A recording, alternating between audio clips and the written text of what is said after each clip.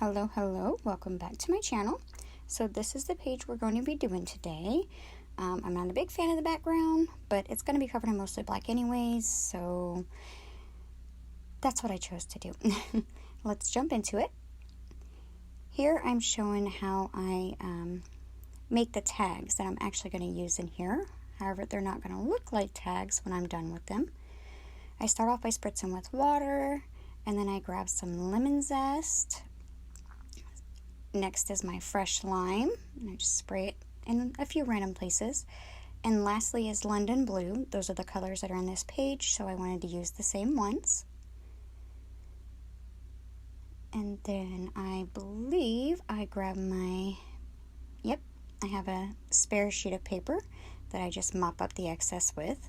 It's actually rather nice because you can use these for stamping images on, or what I'm going to do with possibly not those, but the next ones that you'll see, I'm going to cut them out into their tag shapes and use them for tags.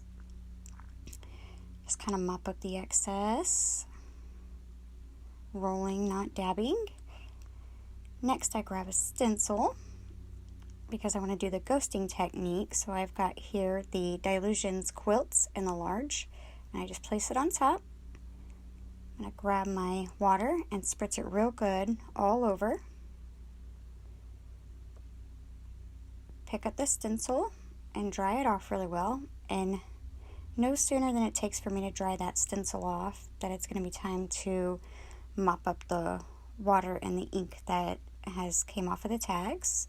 I love this technique, how beautiful it is.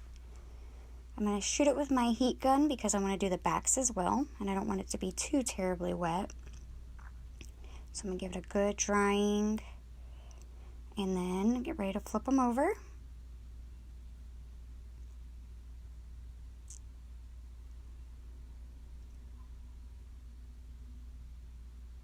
We are going to do the same process all over again. Start with our water, just spritz it all over.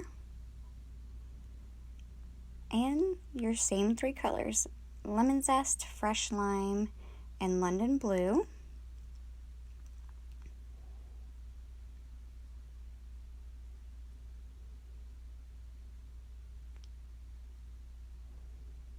Alright. This is the one that I'm going to actually, what I call my mop-up paper is the one I'm going to turn back into tags because I love the way that it looked whenever I picked it up. So, just press it down really well, just like that. I love those. And they're almost perfect images. I know that I can cut them out to make them, you know, slightly perfect. They don't have to be perfect. And then I'm going to grab a different stencil, which is the Martha's Matte by Dylusions in the large, and do the same technique, the ghosting technique. Spray it with water, clean it up, and then mop it off. Afterwards, whenever I get done mopping it all off, I am going to hit it with my heat tool again. Here is where I am. So with those three tags, I'm going to make like a trifold pull out. I'm not sure what it's exactly called, but all I'm doing is taping the three pieces together on both the fronts and the backs. And you'll see what I mean by that, because in order for them to stay and that tape to not really weaken over time, you want it on both the front as well as the back. And this is where I'm going to add images to my book, because this is my Mother's Day page. Tomorrow is Mother's Day here in the US, and I'm doing this page about my mom. So I'm just buttoning the three of them up next to each other. And that is actually Tim Holtz washi tape. I think it's called tissue tape maybe, I'm not certain. Just making sure I do it on both sides. Okay, snipping the excess. I'm not real worried about all of it because I'm actually going to end up cutting it down. I could have just used regular cardstock and made my own sizes, but I had these handy and I figured, why not?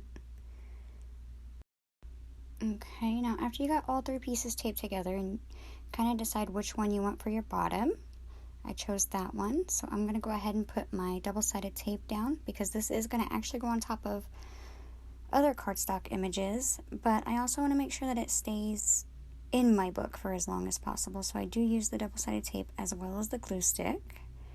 And I'm not going all the way to the top because I had already decided I was cutting the top of the tags off. So I'm making sure I get all that down, and then I am double checking that I have it right, the right way that I want it. And then I'm going to grab my paper trimmer, and I'm literally just cutting right below where the rings are. And it gives me 4 inches by 2.5 inches, which works out perfectly for the images that I use. Now, onto the actual page. Here I'm using the Dylusions Maureen mask, but I decide I don't want to use the wings, and that's a pretty easy thing to do. I'll show you on here. All I'm doing is I'm laying it on the page where I want it, and then I am going to grab my black Posca pen in the 1MR, and I'm just going to be outlining the head portion, the shoulder portion, the bottom of the arm, just the left side without outlining the wing, because I don't want to use that in this particular image. I just want the body part. It's real easy to remedy. Alright, and so now I am going to grab my black marble paint and get ready to do the left side. I know it's kind of weird looking right now, guys, but I promise it turns out pretty cute, at least to me. I'm going to grab my Tim Holtz blending tool or distress blending tool and work my paint in like I normally do. And I'm only going to go on the left side of the mask. Gently around where the mask is, of course. You don't want it to move and it to mess up the image.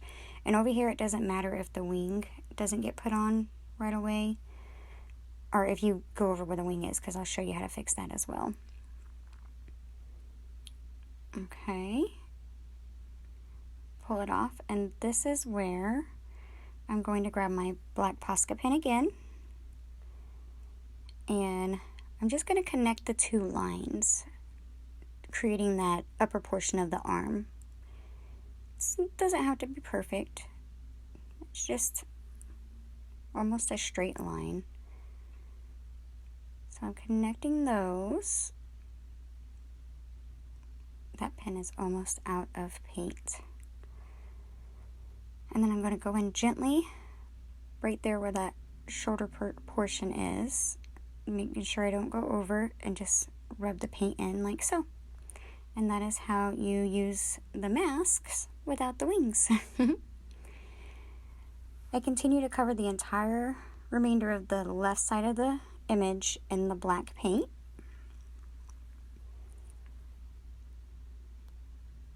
Okay.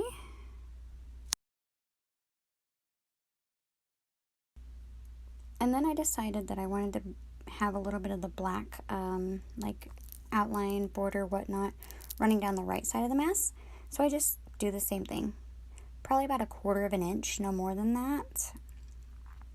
Because ultimately, I am going to use the parts that are still in the green, the blue, and the color is actually vanilla custard that I used on that page. But I'm just allowing myself a bit of a black border around.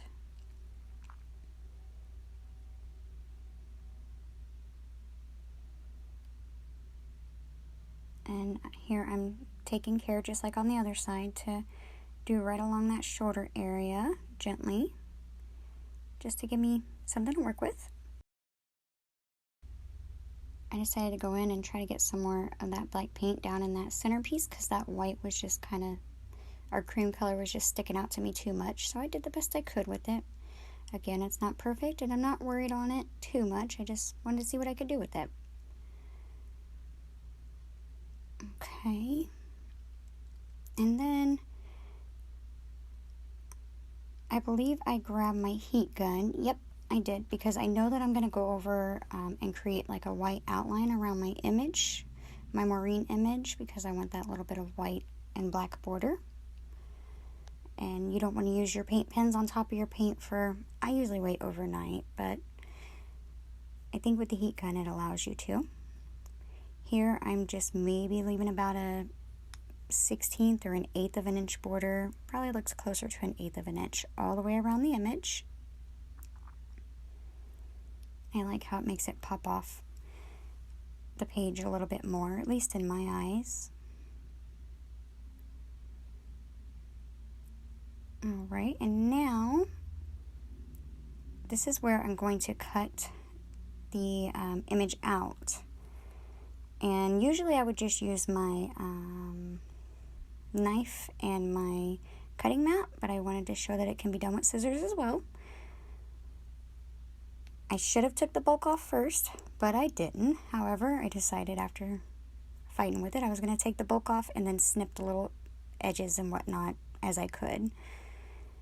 It's a tedious process, and yes, it would be a whole lot easier with the X-Acto knife and the cutting mat, but I wanted to show that it could be done this way as well. However, I did eventually get it all cut down, so that was nice.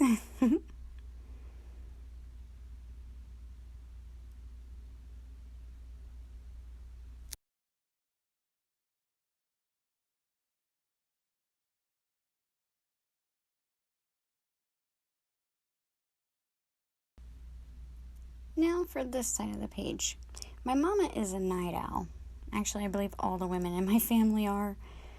So I took the white linen Dylusions spray ink, and I just shook it up really, really well and splattered it all over the page to almost look like little stars. And to give a little bit of, I don't know, design to the background. I didn't want to doodle it or anything like that because it's already going to be super busy. So I did that everywhere, and I obviously cleaned up my mess. And then I take my heat gun to it and dry it up as best as I could. This is where I grab my trifold piece that I want to put down for my images on, and this will actually allow me to put 5 images on. And I have these flowers from Doodle Blooms, the Dylusions Doodle Blooms set that I had already had colored up to match the background and everything. You'll see me fluff around with it, and it takes me, I believe I did this for a good 30 minutes before I finally found a layout that I liked. It's not all in here, I did cut it all out. Just because that was way too much fluffing. But when I finally did find the layout that I liked, I decided then I was just going to start putting it down. As per usual, I always use double-sided tape. I put a good amount on there so that way I know it'll stick. And then you peel your backing off and get your glue stick. I always use the Dylusions diary stick or craft stick. It has different names, I guess. And I do that with all of my images.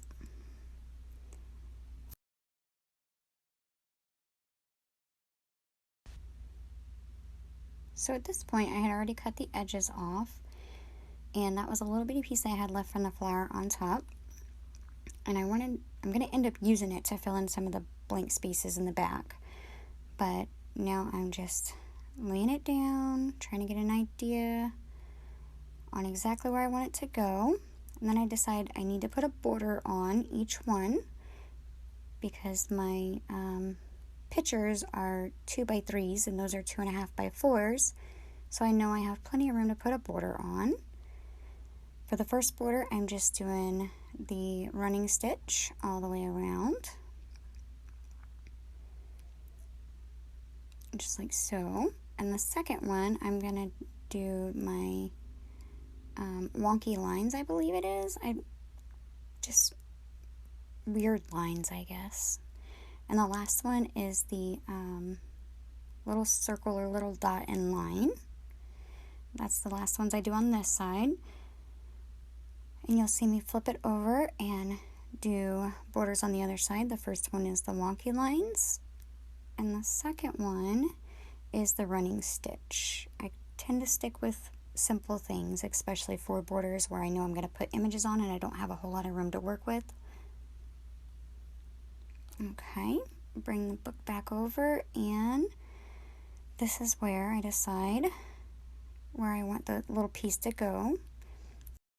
I decide to cut it in half and stick it down to fill 2 gaps. Okay, and then this is where I'm sticking down my trifold card piece or photo piece. Same process, I'm peeling the backing off. I'm going to use my glue stick as well and put it down right where I want it to go.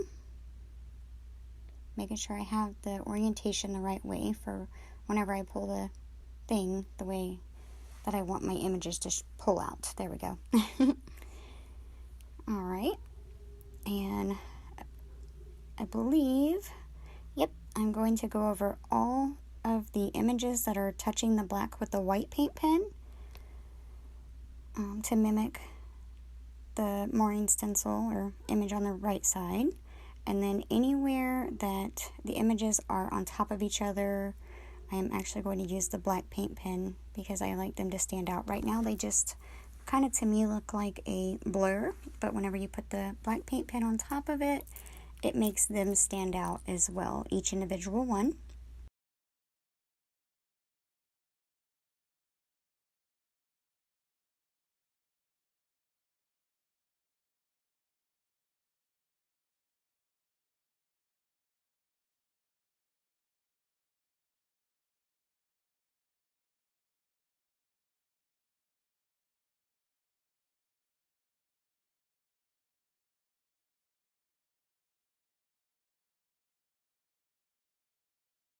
Alright, so now it is time to add my lines in for my writing, because, I mean, it looks like not much room, but there's quite a bit of room there, actually, to be able to add writing in.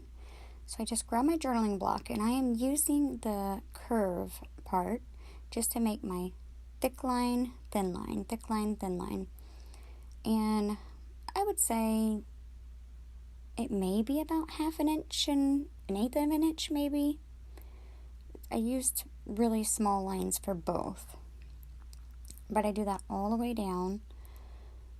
I just like the look that it gives. You don't have to do this. You can use straight lines if you want to. I just think it's better with the curve in it. Gives it more interest, I guess. I don't know. Alright.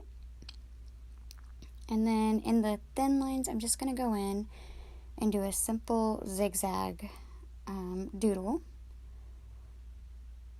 Doing that in every single one of them. It's probably one of the quickest doodles there is. But doing it like that, it almost makes them look a bit more solid, as to where if I was going to do the running stitch, they wouldn't look as solid, and to me this way it looks a bit more solid and matches the black on the left hand side of it. Once I do the border on that other page, it's going to be so cute. This is where I decided I was going to use that piece that we cut off, and I'm actually going to write the words Happy Mother's Day. For mothers, I am doing the thicker, this is like the Diane's writing, I'm not sure what it's called, but it's got the thicker on it. And then for happy and day, I'm just doing this, my regular writing, and putting dots on all of the points. However, I write it out, and then I'll cut it, each individual piece, and you'll see here I can't make up my mind on exactly where I want this to go, but I finally do decide, and I get it all placed down. it amazes me because I'm not typically that bothered on how my pages layouts are. I don't put that much thought into it or whatnot. But for some reason, with this one being a Mama's Day page and about my mama, I kind of feel like it needs to be as perfect as I can get it for her. I know that might sound strange, but I want it to be a wonderful page all about her. So if I have to make it, or, spend a little bit more time fluffing with it, then I will. No big deal. Okay, this is where I couldn't decide. Do I want it at the top or do I want it at the bottom? And ultimately, I come to the conclusion that I want it at the bottom because the top is just too full and it doesn't stand out as much. Alright, using my double-sided tape and my glue stick, I'm going to stick them down on there to make sure that they stay really well. Just like so. Alright, and making sure my image things opens just fine without like bumping into where the wording would be, because I have it right up underneath it.